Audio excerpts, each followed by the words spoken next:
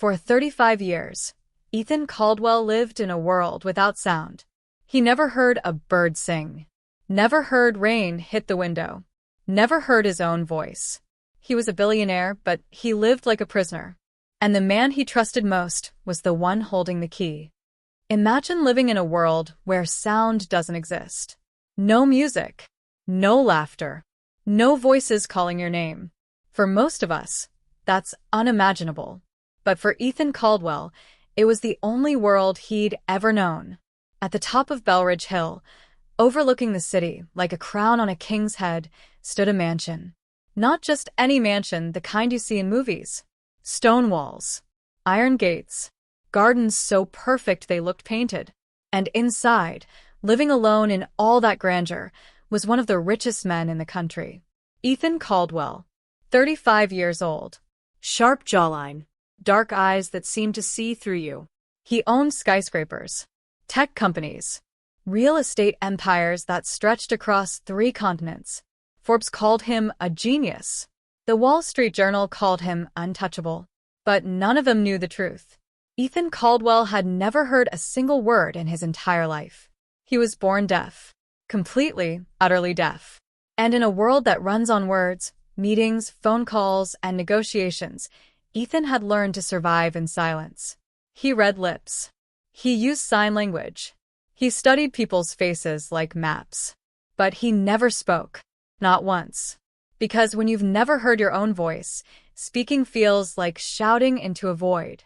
And so, for 35 years, Ethan lived in that beautiful, suffocating mansion, in absolute silence.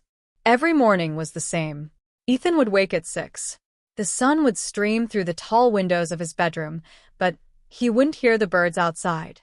He'd go downstairs to the dining room, where breakfast was always waiting, perfectly arranged, still warm. But he wouldn't hear the clinking of silverware or the bubbling of coffee. He'd sit at the head of a long, empty table, alone. And then, like clockwork, Mr. Harrington would appear. Harrington had been with the Caldwell family for over 40 years. He'd served Ethan's father before him, and when Ethan's parents died in a car accident 10 years ago, Harrington stayed. He was more than a butler. He was a fixture, a shadow, a constant. Tall, silver-haired, always in a crisp black suit. He moved through the mansion like a ghost, silent and efficient. And most importantly, he was Ethan's voice. Every phone call, every business meeting, every conversation with lawyers, investors, executives, Harrington handled it all. He stood beside Ethan during board meetings, translating sign language into speech and speech back into sign. He answered emails. He made decisions when Ethan couldn't be reached. He was the bridge between Ethan and the world. And everyone accepted this as normal. Because what choice did they have? Ethan couldn't speak. He needed someone. And Harrington had always been there. But here's the thing about dependency. When you rely on someone for everything, you start to forget where you end and they begin. You stop questioning. You stop noticing. And that's exactly what Ethan had done. For years, he trusted Harrington with his life, with his empire, with his voice. And Harrington never gave him a reason to doubt. Every report was clear. Every decision seemed sound. The empire grew. The money flowed. And Ethan, in his silent world, believed everything was exactly as it should be. He had no idea he was living in a cage. Then, one cold Tuesday morning in November, something changed. A new maid arrived. Her name was Clara Hayes, 28 years old. Brown hair tied back in a simple ponytail, warm eyes that crinkled when she smiled. She wasn't glamorous. She wasn't polished. She wore a plain uniform and carried a small bag, and when she walked through the front door of the Caldwell mansion for the first time, she looked normal. And that's exactly what made her different. Harrington introduced her to the staff with his usual cool professionalism. This is Clara. She'll be assisting with housekeeping on the 2nd and 3rd floors. I expect the same standard of discretion and efficiency we've always maintained. The other staff nodded. They'd seen maids come and go. Most didn't last long. The mansion was too quiet, too heavy, too strange. Working for a man who never spoke, who never looked you in the eye for long, who lived like a ghost in his own home. It unsettled people. But Clara didn't seem unsettled. On her first day, she was cleaning the library when Ethan walked in. He didn't notice her at first. He was lost in thought, holding a tablet, scrolling through financial reports. She glanced up, saw him, and smiled. Not the nervous, pitying smile most people gave him. Just a smile. "Good morning," she said. Ethan didn't respond. He didn't even look up. Most people would have felt awkward and looked away. But Clara didn't. She watched him for a moment, then went back to dusting the shelves. And as she worked, she did something unusual. She kept talking. "This library is beautiful," she said, her voice soft but clear. "I've never seen so many books in one place. Do you read them all? I bet you do. You seem like someone who loves stories." Ethan still didn't look at her, but something in his posture shifted. Just slightly. Like he was listening. Clara smiled to herself and kept going. "I love books too. My mom used to read to me every night when I was little. Even when we didn't have much, we always had books." She didn't expect a response. She wasn't performing.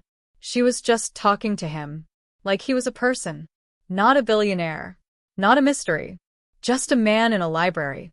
And for the first time in a very long time, Ethan felt something stir inside him. He glanced at her, just for a second, and Clara, without missing a beat, gave him another smile. Then she left the room. Over the next few weeks, Clara became part of the rhythm of the house. She cleaned quietly. She worked efficiently. But unlike the others, she never treated Ethan like he was invisible. Whenever she passed him in the hallway, she'd nod. When she brought fresh linens to his study, she'd leave a small note. "Hope you have a good day." When she saw him sitting alone on the balcony, staring out at the city, she'd pause for just a moment and wave. Small things. Tiny gestures. But to Ethan, they were everything. Because for the first time in his life, someone was seeing him. Not his money. Not his silence. Not his limitations. Just him. And slowly, something began to change. Ethan started smiling more. Not big smiles, just the faintest curve at the corner of his mouth. He started lingering in rooms where Clara was working, pretending to read or check his phone. He'd watch her out of the corner of his eye as she hummed softly to herself, folding towels or watering plants. He didn't know why, but her presence made the mansion feel lighter. One evening, Clara did something that surprised everyone. She was in the kitchen, helping prepare dinner, when she pulled out her phone and started watching something. One of the other staff glanced over and saw it, a sign language tutorial video. "Are you learning sign language?" the cook asked, surprised. Clara looked up a little embarrassed. "Yeah. "I just thought, it might be nice to talk to Mr. Caldwell properly." The cook blinked. "No one's ever done that before." "Well," Clara said with a small shrug, "maybe someone should have." It didn't take long. Within a month, Clara had learned basic signs. She wasn't fluent, but she knew enough. And one morning, when she passed Ethan in the hallway, she stopped. She lifted her hands and signed, slowly and carefully. "Good morning."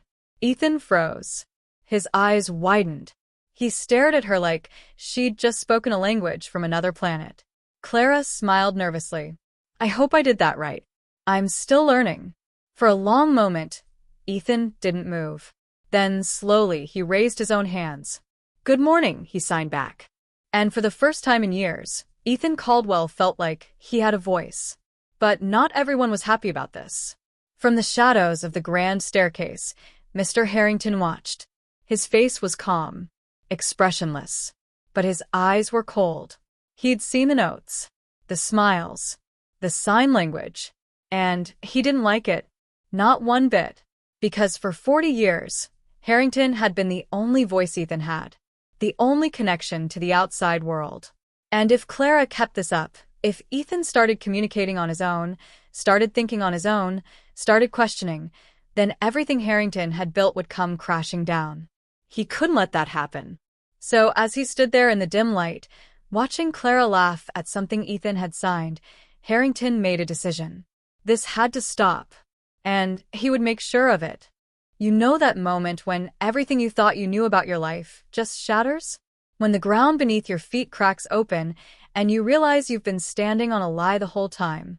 That's what happened to Ethan Caldwell on a cold December afternoon. And it all started with a shout. The weeks that followed were different for Ethan. For the first time in his adult life, he felt something close to happiness. Clara would sign with him every day, simple things at first. How are you? Beautiful weather. Did you sleep well? But those simple exchanges meant everything to him. She'd tell him stories about her childhood, her hands moving gracefully as she signed. She described sounds to him. How rain sounded like fingers drumming on glass, how wind sounded like whispers, how laughter sounded like music. And even though Ethan couldn't hear any of it, the way she described the world made him feel less alone.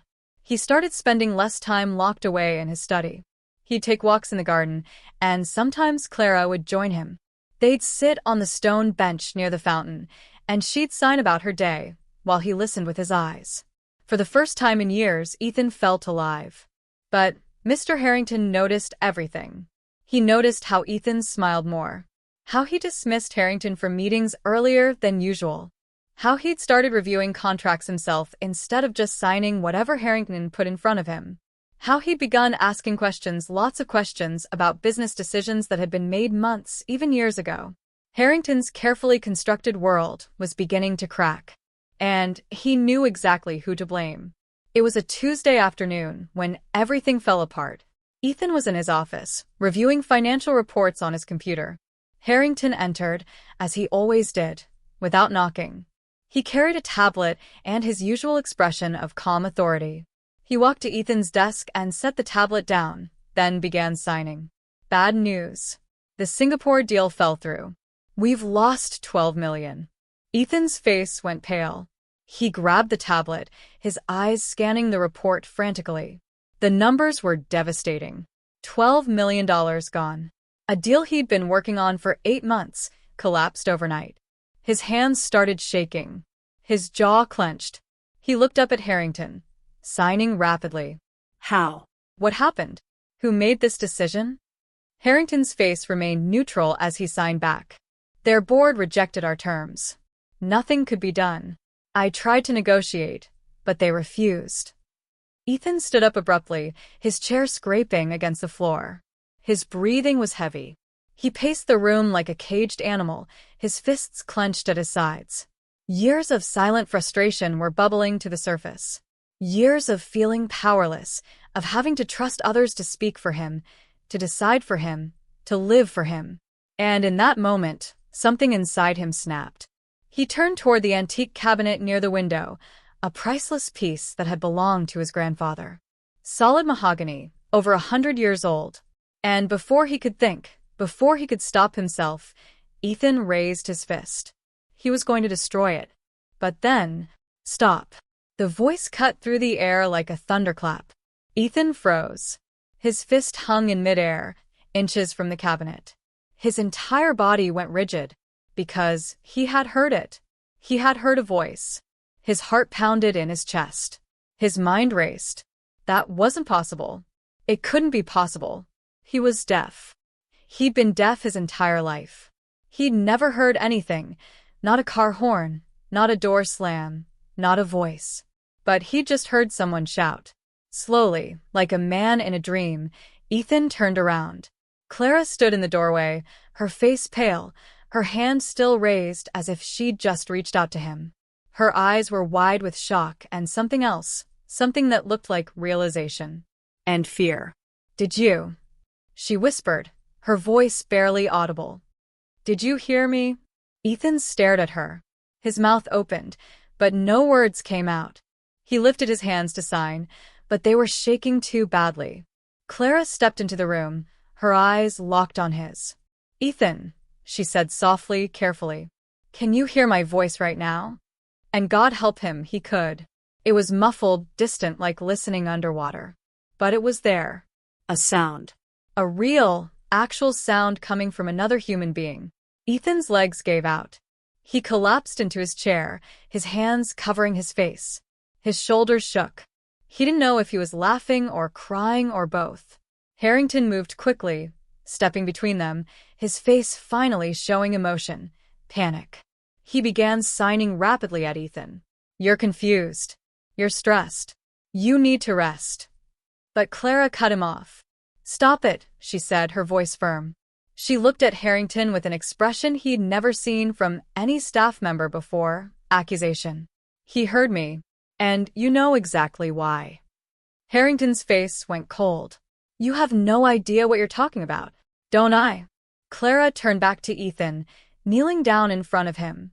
She took his hands gently in hers. "Ethan, listen to me. I need to tell you something. Something you should have been told a long time ago." What Clara said next changed everything.